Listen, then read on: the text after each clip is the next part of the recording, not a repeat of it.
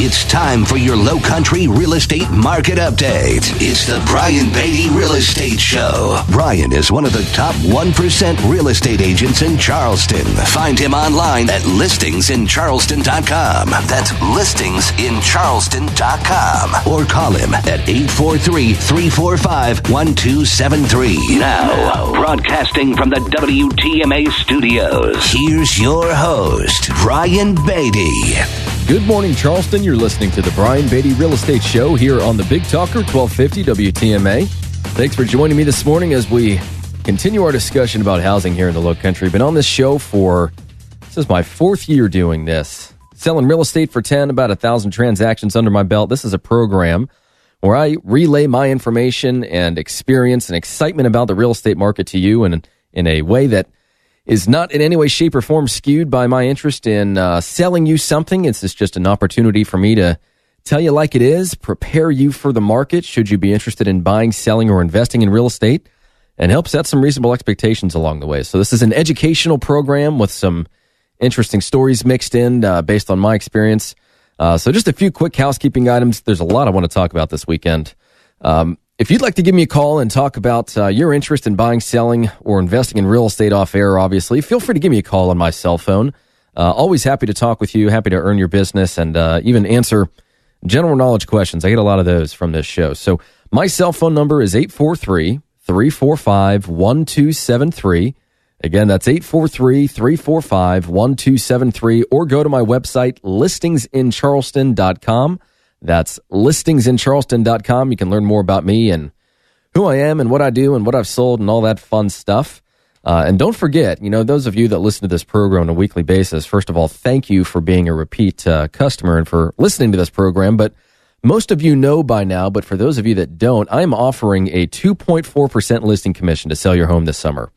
And we're going to extend that because we're helping people save a lot of money, quite frankly. It's been a very good year in real estate. It's been my best year so far in real estate.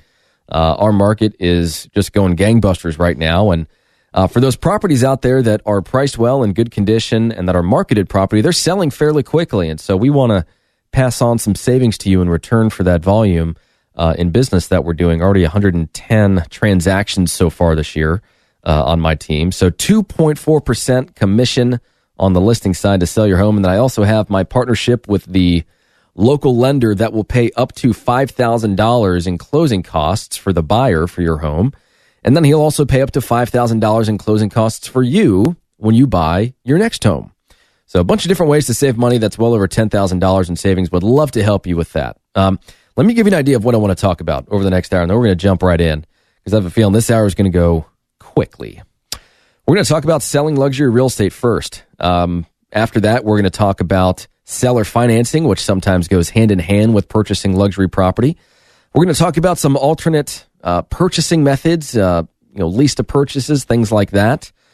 And then we're also going to talk a little bit later on in the program about the idea of selling a property while it's rented and how that works and what the tenant's rights are. What are your rights? What do the buyers need to know?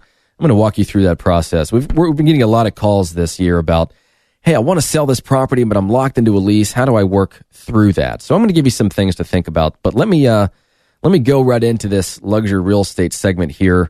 And again, if you have questions, if you're thinking about selling your property, this is what I do on a daily basis. So feel free to give me a call, 843-345-1273. That's my cell, 345-1273. You can text me at that number as well. Or go to listingsincharleston.com. That's listingsincharleston.com. So I'm going to hit 6 areas here when it comes to selling luxury real estate, which we are selling more of this year. More people are willing to open up their checkbooks and purchase expensive property. And I do want to do just a very quick, shameless plug here. I have a very exciting listing for those of you that are in the market for an island. I am listing Little Goat Island, which is right next to Goat Island. So if you're going down the Isle of Palms connector, headed toward the Isle of Palms beach, Goat Island is on your left-hand side. It's that island you see with the docks and the homes on it, obviously only accessible by boat. To the right of it is Little Goat Island, 390 acres, 25 of which are high or developable acres. We're listing it for $5 million.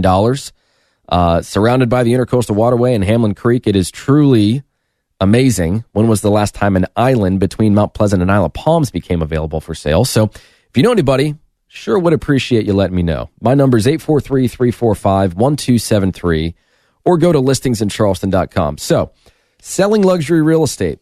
We've sold a lot of them this year. It's really kind of where our business isn't necessarily gravitating toward, because we work with all types of people. You know, we have 15 people on the team, and we'll work with everybody from the first-time home buyer or seller up to the people that have islands. But as far as selling luxury real estate is concerned, you know, a few things that I want to mention is first of all, it's incredibly important with these properties that you make the right first impression with the buyer. You know, and that's everything from enhancing your property's curb appeal with landscaping to rearranging the existing furniture. You know, there's numerous ways that you can capture the interest of a buyer from the moment they arrive. And for me, having staged and shown, thousands of homes in this price range, I can tell you what turns a buyer on and what turns a buyer off. And in my opinion, staging a home correctly can make or break a sale, but I do want to differentiate between staging and then furnishing.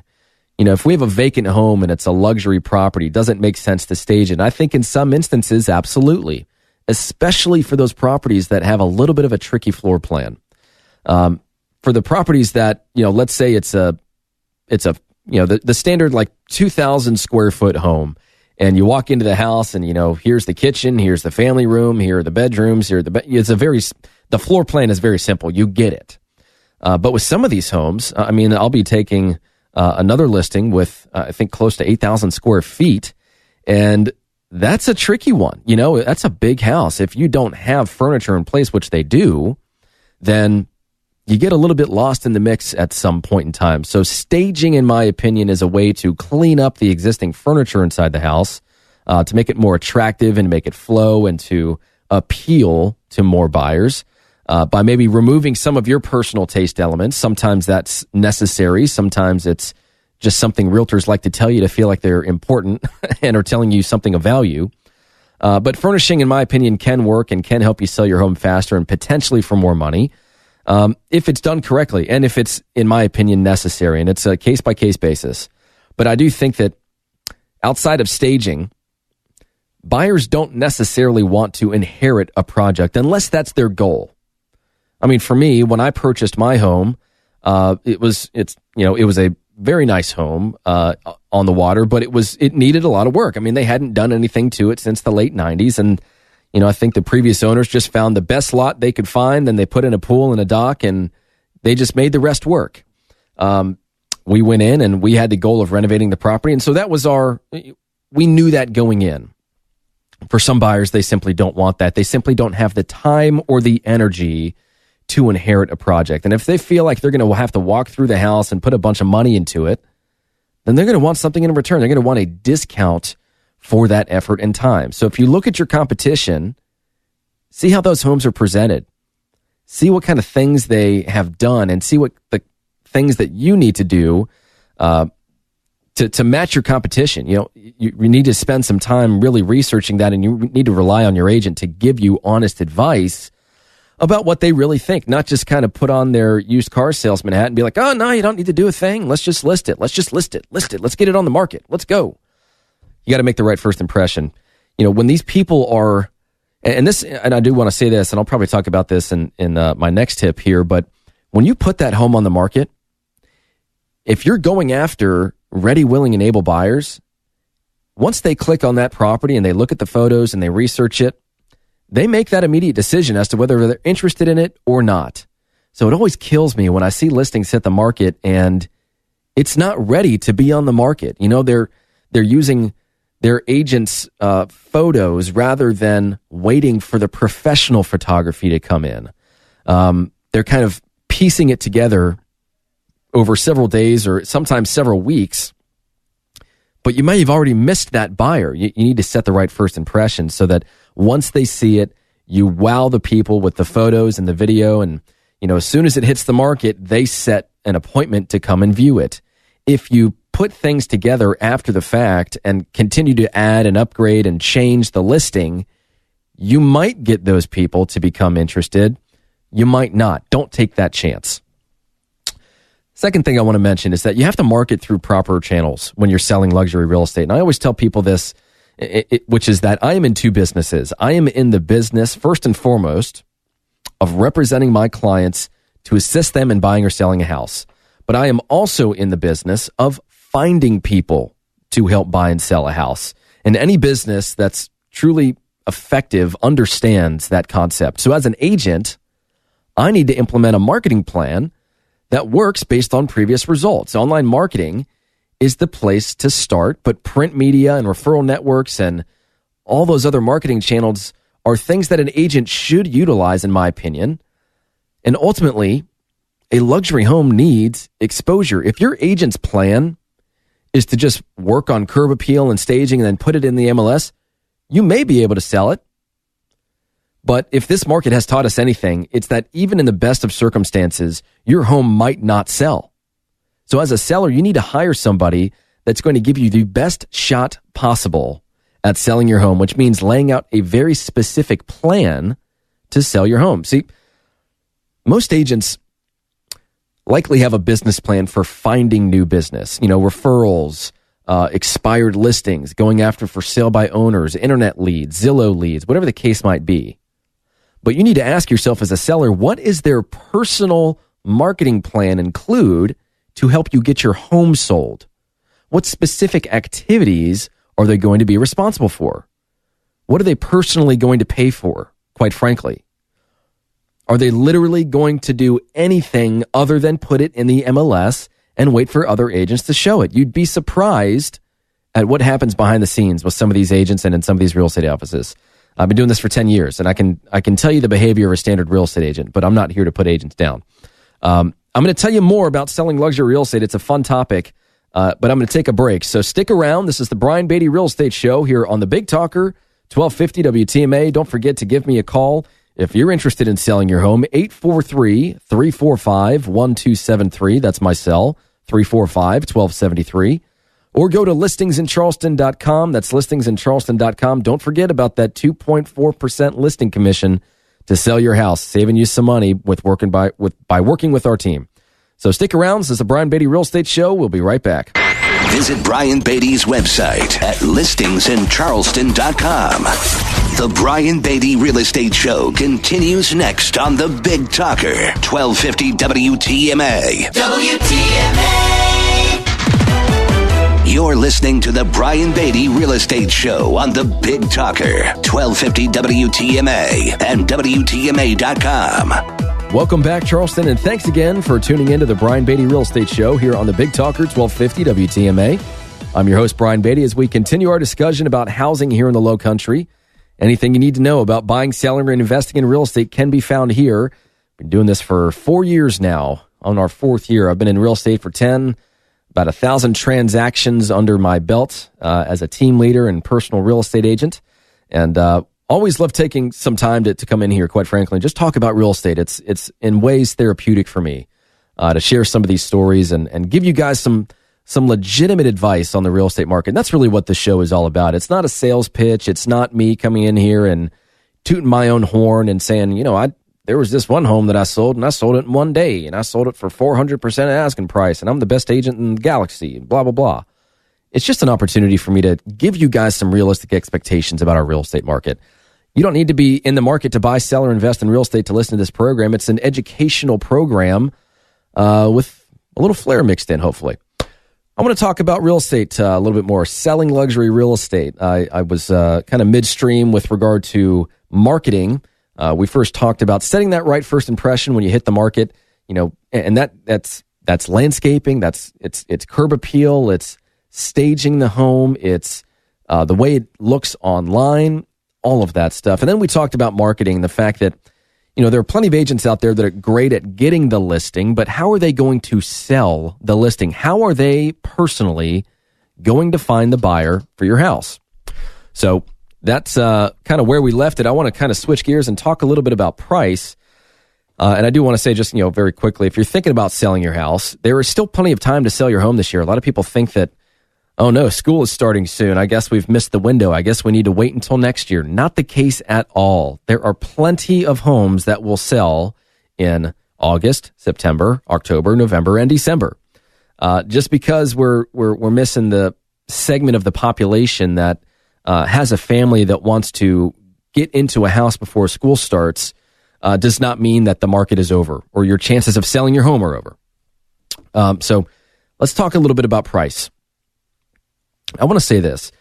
I could pay for all the marketing in the world to help you gain the exposure necessary to sell your home. But at the end of the day, if a potential buyer does not agree with the value we've set for your home, they're not going to pay that much attention to it. And that's unfortunately just the way it is in some cases. Now, with luxury homes, they're just more difficult to price than other properties. You need to take in all the features of the house and determine what buyers are going to perceive those features as being valuable or not. Your kitchen might have $100,000 just in countertops, literally. But if a buyer doesn't like your countertops, they may not get the recognition they deserve or be the selling feature you thought they were going to be. And so the question is, who's right in that scenario? Is the buyer right in that the property is worth less because they don't like the countertops, or is the seller right because they know they invested $100,000 in those countertops and a buyer's going to get a property with $100,000 worth of granite in it? Well, the answer is they're both right.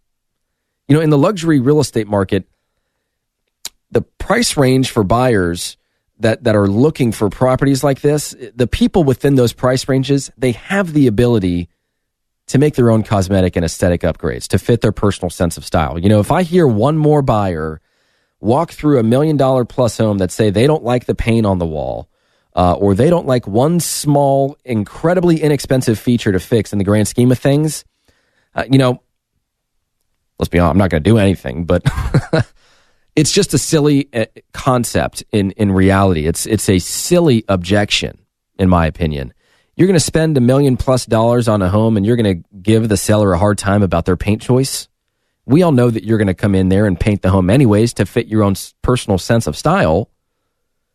But not everybody's going to appreciate everything you've done to their home, which is the point, especially when you've got a bunch of really unique features in your house. A good agent should be able to give you a realistic idea of what buyers are going to say about your house so that you have some good expectations going into this process. Now, if you have a, bright green kitchen and it just looks a little out of place and, you tried to make something work and it just didn't really work out. I think we've all kind of been there before. Let's try this paint color. Oh, that doesn't look good. Let's try that one again. I know I've been there. Sometimes you do need to do some editing, and that really starts with the relationship, quite frankly, that you have with your real estate agent. Are they comfortable enough to tell you that? When I walk through these properties with some of these sellers, obviously it's my goal to kind of gain an understanding of how blunt I can be with them, because by my very nature, I'm a blunt person. I like having the ability to tell people what I think without having to put the kitty gloves on. And I think the majority of people really do appreciate that, because let's face it, we are in sales. And there are plenty of salesmen and saleswomen out there that will tell people what they want to hear to get their business. And then at some point later on down the road, when buyers have consistently said things about your house that the agent knew were going to be said, then at that point, they have the backing to go to you and say, yeah, it looks like all these buyers don't like this paint color. It looks like, you need to remove some furniture from your family room. They knew that all along. It's just that they didn't want to tell you because they don't want to upset you. They'd rather have it come from someone else. That's really what's going on there.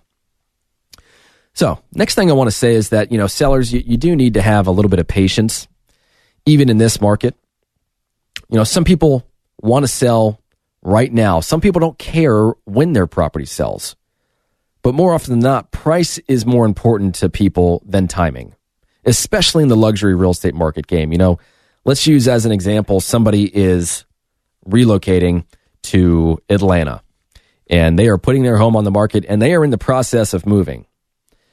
And, they've got let's say they've got a $1.5 million. It doesn't matter what the price of the house is. The owner of the property is comfortable carrying that property for an extended period of time. It's not as if once they move out of that property, they've got 2 months and then boom, they're broke. That's not normally how that process works. So buyers don't necessarily have that, feather in their cap to say, hey, if you're moving out of here and you've got to sell, then this is going to be justification for a really low offer. The longer it sits, the more money you lose. Well, that's going to be the case. Seller's probably not going to be too hurt financially by having a vacant home for a few months if it gets to that point, but it's certainly not going to justify an offer of $100,000 below what that property should sell for. But sellers, you do need to be a little bit you need to be a little patient. There's only so many buyers out there that can buy a luxury home, and we are seeing this year the amount of luxury properties hitting the market starting to increase in some areas, especially Mount Pleasant. I've been following that stat for quite a while. We have some luxury properties that we have listed right now, one of which was from a frustrated seller. They had their property in the market for 7 months. They had less than a dozen showings. They ended up not continuing the relationship with their previous real estate agent. I came in and kind of like what we were talking about earlier, setting that right first impression. We did professional photography. We did professional videography. We did twilight photos, which look really cool. We did a drone video. We did a 3D, we did all these things to really kind of wow people. And then boom, we were under contract in 3 weeks. So it doesn't always work that way. Sometimes we literally do have to be patient and wait for that right buyer to come along. And even though your home might be fully renovated and in perfect condition, it doesn't necessarily mean it's going to sell right away. We just need to be in the right place at the right time. And we need to provide buyers with quality information quickly so that once they're on the hook, we can reel them in and close the deal. For the agents out there that are lazy, or for the agents that don't answer their phone, or they don't answer their emails quickly, buyers, your home is not the only luxury home that they're likely looking at. And I've said that ad nauseum for years on this program. It's what I call speed to the lead. You have got to convert that business once they express an interest. If you don't, then your real estate agent's letting you down and you're losing opportunities. And that's just kind of the way it is. Again, going back to being blunt, that's the way it is. Next thing I want to say is that, and this has been the case sometimes, and this is why I bring it up, but you really do need to work with your agent, not against your agent. And what I mean by that is that the agent's primary objective is to satisfy their client. But sometimes that does mean having to tell them some hard truths about their property, the staging, and even the listing price. What's important here is to remember that a professional is here to be honest and to tell you the truth and to set realistic goals. And the better an agent and a client can communicate, the more the client's going to feel empowered and understand what needs to be done in order to fulfill those expectations. So obviously it's important for us to communicate about market conditions with our clients, and it's important for the clients to be open and honest with us and open to those discussions, but also open with us about their goals. I do think that when a seller and an agent sit down and they talk about this process of putting the home on the market, one of the questions that does need to be asked and answered is, at what point does this process not make sense? At what price are you just going to say, no, we're not going to do that? That, in my opinion, needs to be a conversation set at the onset, because if the agent knows that the property is worth less than the seller's bottom line, there is no point in trying unless you're really, really, really close. But if a seller needs 1.2 and you think it's worth $1 million, let's not waste each other's time. Let's not be one of those real estate agents that goes in to take a listing just to say you have $1 million plus listing. There are plenty of them out there. They're on the market. They're sitting. They're not selling. The agents out there too are not being confident enough in their pricing, or they don't understand how to price it, and they're telling the seller what they want to hear, or they're surprising their seller by saying, oh, no, we could ask more. We should ask this. And you look at the properties over a 6-month period, and they've reduced the price of their home by $500,000 because they were so far off the mark. And in the process, probably lost interested buyers along the way had they set the right initial price to get the home sold. And I get it. Some sellers want to play, the game with the price, and hey, we know they're going to negotiate, so let's start up here. I'm okay with that to an extent. It just needs to be reasonable. it can't be so high that it actually hurts you, the seller. And again, the agent needs to have confidence in saying that to you. It's really just all about your relationship with your real estate agent and feeling comfortable talking with one another in that kind of way. You guys are on the same team. We're on the same team, should you choose to hire me. And I want to be able to have those real conversations with my clients because that's what they appreciate. They don't want the sales pitch. They want to understand how you're going to give the sales pitch to a buyer. And I think they do appreciate, an agent that's refined and that can talk intelligently about the market and their marketing efforts to find a buyer. But at the end of the day, they just want to ask, Brian, what do I need to do to sell this house in X amount of days or for this price? And then you lay out a plan to accomplish that goal. It's just that simple. Doesn't matter if we're selling a $100,000 house or a $5 million island, which, by the way, is for sale. Little Goat Island. If you want more information, we're putting that on the market in the next 2 weeks. It is between Mount Pleasant and Isle of Palms. It's the only thing like it. Hasn't been for sale for a long time. So if you want more information on that, or if you have Kim Kardashian's direct phone number, I'm sure she can afford it. Wouldn't mind meeting her. Give me a call, 843-345-1273. That's my cell, 843-345-1273. Or go to my website, listingsincharleston.com. Don't forget about that incentive that we're running to help you sell your home. 2.4% commission on the listing side to help you sell your home, at least a 20% savings. And believe me, there are agents out there that are charging more than 6%. Oh, and by the way, they're also charging you an administration fee. You're essentially paying for your own marketing.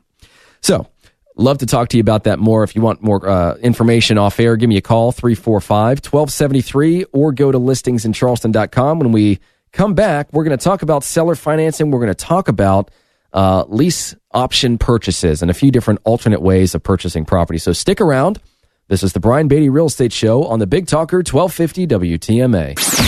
Hear the Brian Beatty Real Estate Show every Saturday morning at 9 and each Sunday morning at 10 on 1250 WTMA and WTMA.com. 1250 WTMA. Now, the Brian Beatty Real Estate Show continues on Charleston's Big Talker, 1250 WTMA.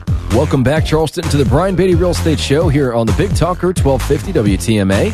As we continue our discussion about housing here in the Low Country, talking about selling luxury real estate. We just finished that up. If you're just joining us, we put these shows on our website, listingsincharleston.com, so you can listen to archived versions of this show going back, 4 years now. So listingsincharleston.com is the website. If you want to give me a call, you're thinking about buying, selling, or investing in real estate, would love the opportunity to help you. And there's, we've gotten a lot of calls recently from people that just have some general knowledge questions too. So here to help, here to be a resource for you, and obviously here to earn your business if it's available to do so.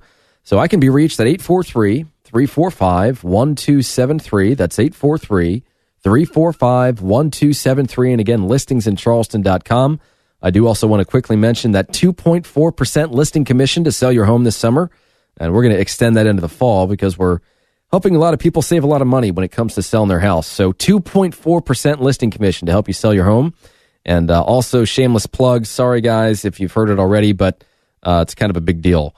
I'm selling Little Goat Island, which is between Mount Pleasant and Isle of Palms, 390 acres, $5 million, only accessible by boat, really is kind of a once-in-a-lifetime thing. So if you guys have any contact information for Michael Jordan or any like-minded celebrity, I sure would appreciate you letting me know. But in all seriousness, appreciate those of you that tune into this program and that use it as a resource for you to help learn more about the housing market here in the Low Country. So let's continue our discussion. I want to switch gears here and talk about seller financing. So obviously when you sell your home, you've got a few options. The traditional sale, you hire a real estate agent, you get the home sold. You can go for sale by owner, or you can sell it and you can use owner financing. My family has been in real estate for decades, very, very long time, and built up a pretty impressive real estate portfolio. And so one of the things that I always remember my grandfather telling me is to start with the end in mind. And so if you think about it, you can purchase a home, you can rent it out, you can benefit from rental income, you can watch it as it appreciates. And then, rather than sell it and cash out, you can do something called seller financing, which is also known as carrying the contract. which takes place when an owner sells a property to a buyer but carries the mortgage rather than requiring the buyer to get their own mortgage. So it's done by, many investors all over the world and for a variety of reasons and across different investment types, not just real estate. But in a normal sale, buyer goes to a bank, they get financing for the house, and the seller receives the total sales price less any closing costs and commissions in one lump sum at closing. But with seller financing, the seller is the bank. So the buyer will provide a down payment to the seller, and they make monthly payments to the seller based on prevailing interest rates and based on a certain length of time. Usually seller financing is not your typical 30-year mortgage agreement. It's usually amortized over 30 years, but it has a balloon payment, meaning that within a certain amount of time, you have to refinance. You got to get your own mortgage. I'm not carrying this thing for 30 years. I'll be dead by the time you pay it off. So why do people use seller financing? It's really done for a number of reasons, but typically it's used for buyers who don't typically qualify for a normal mortgage. The lending environment right now has gotten better, but it's still tough for some people to get traditional financing. They might be unable to or they have difficulty documenting their income, or they're self-employed, or maybe they have some blemishes on their credit report. Credit is such a big deal in terms of getting a mortgage and the interest rate that a bank's going to charge you that, maybe you did have a little bit of an issue. I mean, I will tell you this. In addition to being a real estate agent and having a real estate team, I'm also a hard money lender. And you could look at that any way you want, private money, whatever the case might be. I don't think there should be a negative stigma attached to that. But basically what happens is when investors need money to buy a property or flip a property or use very, very short-term financing, usually no longer than a year, then they'll come to me and I'll say, well, how much do you need? And then I'll say, okay, well, in order for me to loan you that money, I'm going to require somewhere between 10 and 15% interest. I'm going to require you to pay points at closing.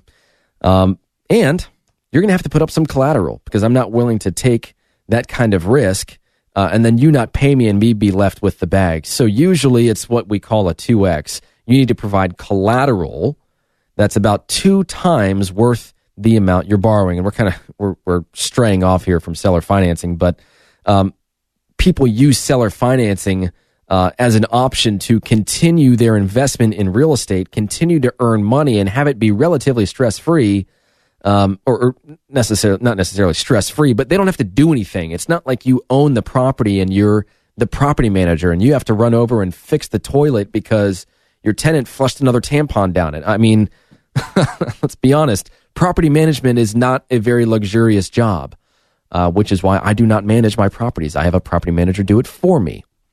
But with seller financing, it's the same thing. You just kind of sit back and you let the payments come in. And then at some point when they refinance, then you get all your money out.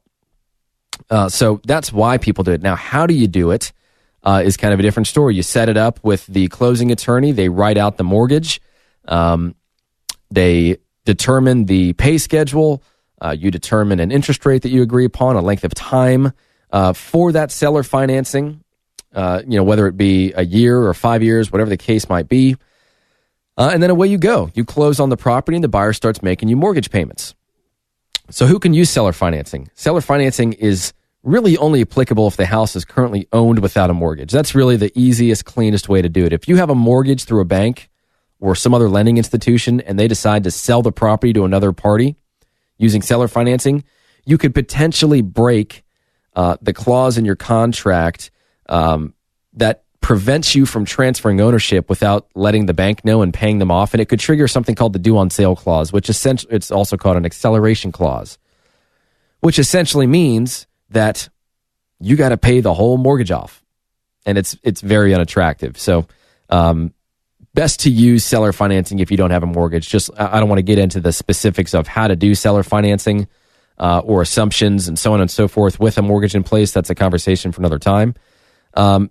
But the risk, what is the risk to using seller financing? Well, the largest risk, of course, is that the buyer stops making payments and at some point you have to foreclose on them. So in that case, you're subject to the same laws and foreclosure process as any other lending institution, which takes time and it takes money. It takes a few $1,000s to foreclose on someone. But every state's different. You probably need to hire an attorney to get you through that process. But after the foreclosure is complete, you'll get the house back, and then you'll be able to sell it again. You might not use seller financing again because of a bad taste in your mouth, but you could. But the nice thing is that when people use seller financing, they usually give you a pretty hefty down payment to make it worth your while. Well, guess what? They lose that down payment. So as a seller, potentially, you could you could keep their down payment. You could keep the payments that were made. All of this is on a property that you own free and clear. So your carrying costs are zilch once you close and the buyer is using seller financing. You as the bank aren't paying the taxes or the insurance or the maintenance. That's all the responsibility of the buyer. So you're just waiting for the money to roll in. But if you have to foreclose, then you've got to go through that process. You've got to hope that the people don't damage your property in the process. You've got to put it back on the market. And yeah, there's some frustration there. But I think overall, it can be a worthwhile venture so long as you do some underwriting for that buyer. You can't just have a buyer come in and say, hey, I'm going to give you a 10% down, but I need seller financing for 2 years at 5% interest. You can't just say, okay. You have to say why. Why do you need seller financing? Understand what has caused them to go this route. Seller financing is more costly than getting a mortgage most of the time through a traditional lending institution. So if there's a reason why they're asking for seller financing, you really need to drill down deep and do your own underwriting. Ask why. I do the same thing when I underwrite my own loan requests for the private money that I lend out. It's just part of the process. It's part of your due diligence. And so there's a lot to be learned in this category. There's some fantastic books on it. I've read several. I can recommend some to you if you're thinking about going this route. So feel free to give me a call. Happy to be a resource for you. My number here, my cell phone is 843-345-1273. That's 843-345-1273. Or you can go to my website, listingsincharleston.com. That's listingsincharleston.com. Don't forget about that 2.4% commission to sell your house. Saving a lot of people a lot of money and would love to help you do so. So listingsincharleston.com is the website to go to for more information about myself and my team. Or feel free to give me a call, 843-345-1273. I'm going to take a break, and when we come back, we're going to talk about selling a property that's tenant occupied and some of the benefits and disadvantages and some of the horror stories that come along with that. So stick around. This is the Brian Beatty Real Estate Show. We'll be right back. More stimulating talk on real estate matters with Brian Beatty next on 1250 WTMA. Expert news and views on the Lowcountry real estate scene. The Brian Beatty Real Estate Show on 1250 WTMA. The Brian Beatty Real Estate Show continues with just a few minutes left here in the hour to talk about housing here in the Lowcountry. We've talked about a lot so far this hour. I want to switch gears really quickly with only a few minutes left. I want to talk about selling a property while it's rented. First thing I want you guys to understand is that when you're selling a property and it's rented, that tenant has rights. It comes in the form of a signed lease, which is a legal document that allows them to occupy the property. It provides them with quiet and peaceful enjoyment of the property. It very clearly stipulates the rules and the responsibilities of both the property owner and, of course, the tenant. And we're getting a lot of calls saying that, hey, we want to sell the property because the market's so good right now, but it's rented. How do we work around that? Well, there's a few different things that we can do here.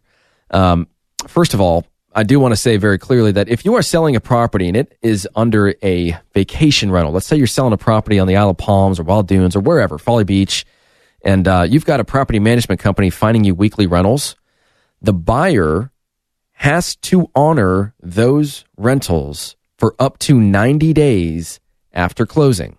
That's a really important thing for you guys to know. The seller is required to disclose the future periods of time that property is subject to that vacation rental. You also have to let the property management company know within, I think it's 14 days of ratification of the agreement that the property's under contract, and then you've got to let them know when it closes. There's a lot of rules there, all of which is really done to protect the tenant. If you've been planning a trip for a year to come and see your son get married, and you've got a big house on the Isle of Palms for the whole family, and then you find out a week before you come that it was sold, that's a problem. So that's why they created the South Carolina Vacation Rental Act. It's also done to protect the property manager who created that future business, but that's kind of a specific example. And if you're going to sell your house with the tenant in place, it can be done. We do it all the time. If you're selling, first thing you need to do is notify that tenant if you've decided that you need to go ahead and sell the home. You need to try and, if you can, work out some arrangement with them before putting the property in the market. Tell them that, hey, we really do need your cooperation. We need the house to be clean.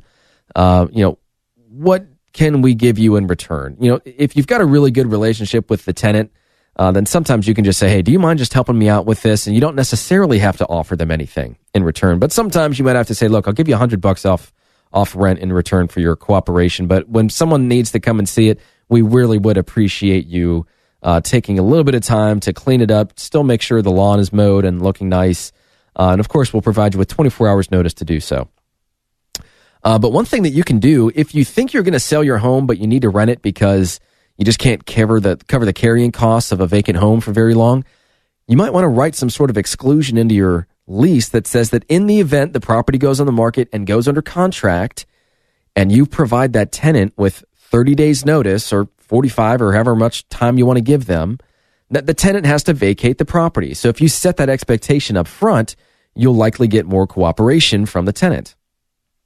You may also have to offer, if let's say that you put your home on the market, you get a full price offer, cash, and these buyers are ready to go, and it's a great deal on your house. Well, maybe it's worth it to you as the seller to say, hey, you know what, tenant, I'm going to give you $3,000. And this is going to be in return for you breaking your lease. It's going to help you with your moving costs to find a new place. But I really need to sell my property. I would really appreciate your cooperation. I'm willing to pay you in return for that cooperation. There's plenty of options out there. It's not like that tenant isn't going to consider it if you make it attractive enough to them. Just make sure that if you do enter into some sort of agreement with the tenant, that you have in place that, it doesn't remove the tenant's liability to maintain that property or remain liable for any damages or missed or lost rent, so on and so forth. You really do still need to make sure that the bones of that lease remain intact. Now, if you're buying a property that's tenant occupied, first thing you need to see is you need to see a copy of that lease. You need to see any sort of documentation that's been signed between both parties, so you have a firm understanding of the legality between the two and as it relates to the responsibilities and the rules of both parties. You also need to ask, hey, did that owner do a credit check or a background check? Maybe we're interested in having the tenant stay for a few months, but we want to make sure that they're actually a legit tenant. You want to make sure that the owner and the tenant have a signed agreement that discusses the process of the tenant's move out, as well as any sort of termination of the lease. What's going to happen and what needs to happen in order to make sure the tenant moves out on time. You need to protect yourself as a buyer by saying that the tenant has to be moved out of the property and the property has to be cleaned before that buyer takes possession. And then the last thing that I'm going to say, which is incredibly important, is if it's your intent to buy the property and it's the seller's intent to sell the property, but the tenant needs more time, do not close on that property and allow that tenant to stay in a few weeks, because guess what? A few weeks can turn into a few months, and the only way to get them out of there is to evict them. Meanwhile, you're stuck as a buyer without being able to move into a house. So it is very possible for you to sell a home that's rented. It is very possible for you to buy a home that is rented.